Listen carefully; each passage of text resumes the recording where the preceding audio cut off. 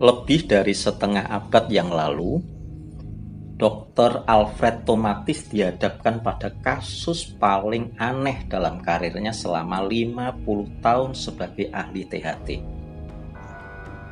Seorang penyanyi opera terkenal secara misterius kehilangan kemampuannya mencapai nada-nada tertentu meskipun nada-nada itu berada dalam jangkauan vokalnya. Dia pernah mengunjungi spesialis THT dan semuanya mengira itu hanya masalah vokal. Dr. Tomatis berpikir sebaliknya. Dengan menggunakan sonometer, Dr. Tomatis menemukan bahwa penyanyi opera rata-rata menghasilkan gelombang suara 140 desibel pada jarak 1 meter. Itu sedikit lebih keras dari jet militer yang lepas landas dari kapal induk. Dan suaranya bahkan lebih keras di dalam tengkorak seseorang.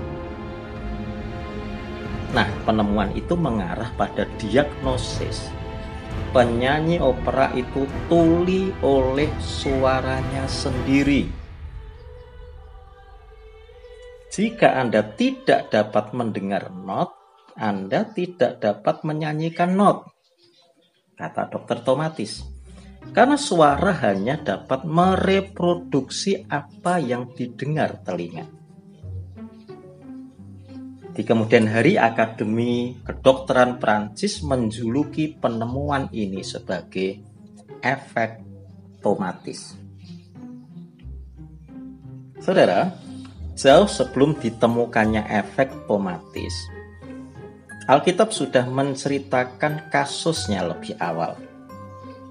Yesus mendapati pasien tuli dan gagap di Dekapolis. Pengobatan kala itu tidak mampu memecahkan kasus ini. Dan pasien ini dibawa kepada Yesus.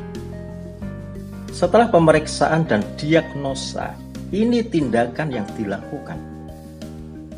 Kemudian sambil menengadah ke langit, Yesus menarik nafas dan berkata kepadanya, Ephata, artinya terbukalah.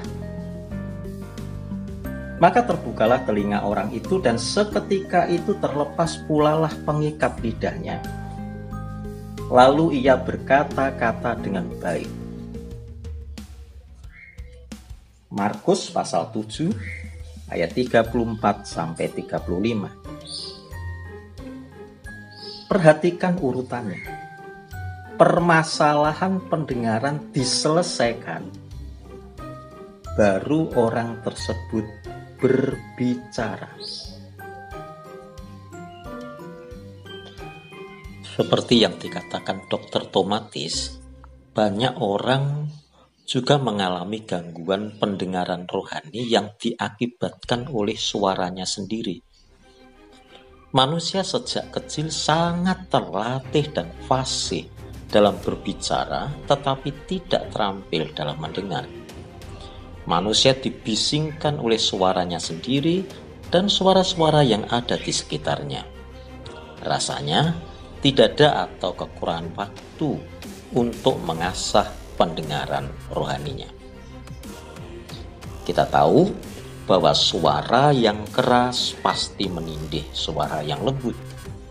Suara Roh Kudus itu lembut, sehingga untuk bisa mendengarkan suaranya, kita harus undur dari kebisingan dan menyendengkan telinga, hanya fokus mendengar satu-satunya suara Roh Kudus.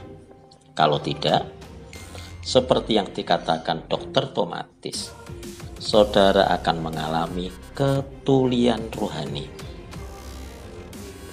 Jangan sampai terjadi saudara menjadi warga kerajaan Allah yang tuli, yang tidak mendengar suaranya. Jangan sampai menjadi anak kerajaan yang buta, yang tidak mampu melihat apa yang Tuhan nyatakan. Jangan menjadi mempelai kerajaan yang mati rasa, sehingga ketika dia datang kau tidak merasakan hadiratnya.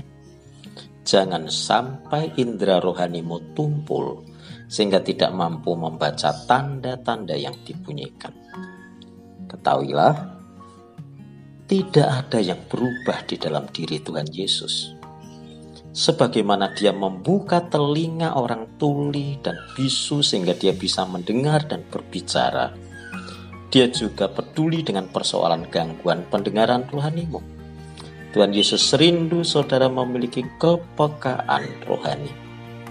Serahkanlah telinga rohanimu kepadanya. Mintalah supaya setiap pagi Tuhan mempertajam pendengaran rohanimu. Jadilah seperti Yohanes yang menyandarkan kepalanya di bau Yesus dan mendengar detak jantungnya.